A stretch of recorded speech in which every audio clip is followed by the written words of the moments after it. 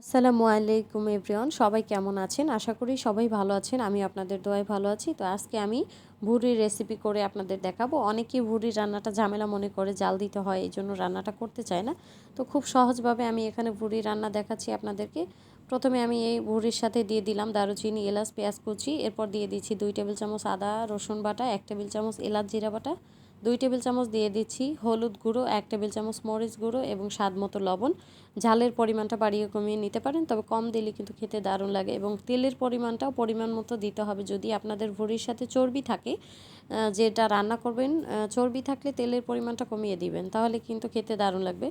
তো ভুঁড়িগুলো হাতের সাহায্যে ভালোভাবে মেখে এভাবে রান্না করলে খেতে কিন্তু অসাধারণ হয়ে থাকে। আপনারা অবশ্যই ট্রাই করবেন, যারা নতুন আছেন তারা এইভাবে রান্নাটা করবেন। এখন আমি এই ভুঁড়ি মাখানোগুলো প্রেসারের মধ্যে দিয়ে দিব। তো প্রেসারে দিয়ে এটাকে আমি সিদ্ধ করে নেব, সিটি দিয়ে 20 মিনিটের মতো কুক করে নিব প্রেসার কুকারেই। তো বাটিটা ধুয়ে আমি সামান্য পরিমাণ মতো একটু পানি দিয়ে দিলাম। পানিটা বেশি দিলাম না, কারণ আমি অফ ক্যামেরায় আরও একবার একটু পানি দিয়ে সিদ্ধ করে নিব। তো এটা আমি এখন ঢাকনাটা লাগিয়ে আমি এখন চুলায় দিয়ে দিচ্ছি। এরপরে আমি এটাকে ফাঁকে আমি অফ ক্যামেরায় একবার কিন্তু এটার ভিতরে নেড়ে চেড়ে দিয়েছি এবং পরিমাণ মতো পানিটাও দিয়ে দিয়েছিলাম। তো এরপরে আমার একবারে দেওয়ার পরে কিন্তু কমপ্লিট হয়ে গিয়েছে। আপনারা চাইলে অফ ক্যামেরা এভাবে দেখতে পারবেন। তো আমি এখন চামচ দিয়ে দেখছি যে সিদ্ধ হয়েছে কিনা, চেক করে নিচ্ছি। তো সিদ্ধ হয়ে গিয়েছে। এখন আমি একটা ফ্রাই প্যানে ঢেলে এটাকে একদম শুকিয়ে নিব, কারণ ভুঁড়ি যতটা শুকনো থাকবে খেতে কিন্তু ততটাই মজা হবে।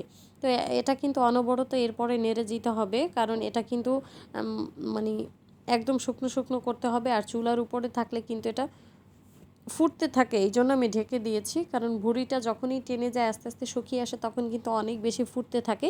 তো অবশ্যই সাবধানে রান্নাটা করবেন।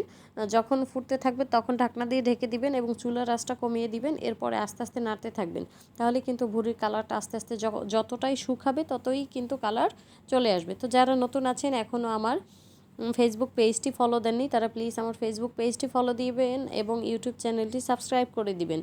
এবং যদি আমার ভিডিও থেকে একটু হলেও উপকৃত হয়ে থাকেন, তাহলে আমার ভিডিওতে ছোট্ট একটা লাইক দিয়ে কমেন্ট রেখে যাবেন এবং নেক্সট ভিডিও দেখার জন্য অবশ্যই আমার চ্যানেলের সাথেই থাকবেন।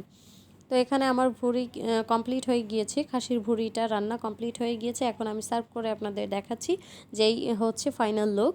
একদম পারফেক্টভাবে হয়ে গিয়েছে। আপনারা এভাবে রান্না করে ছোট ছোট বক্স ভরে ডিপ ফ্রিজে রেখে দিতে পারেন। যখনই মন চাইবে তখনই একটা বক্স নামিয়ে পরিবেশন করতে পারেন। তো আমার এই রান্না কিন্তু কমপ্লিট হয়ে গিয়েছে। কেমন লাগলো অবশ্যই জানাবেন, কমেন্ট বক্সে জানাতে ভুলবেন না। তো আজকে পর্যন্ত, নতুন আরও কোনো ভিডিও নিয়ে হাজির হব। ততক্ষণ পর্যন্ত সবাই ভালো থাকবেন, সুস্থ থাকবেন। টাটা, বাই বাই, আল্লাহ হাফিজ।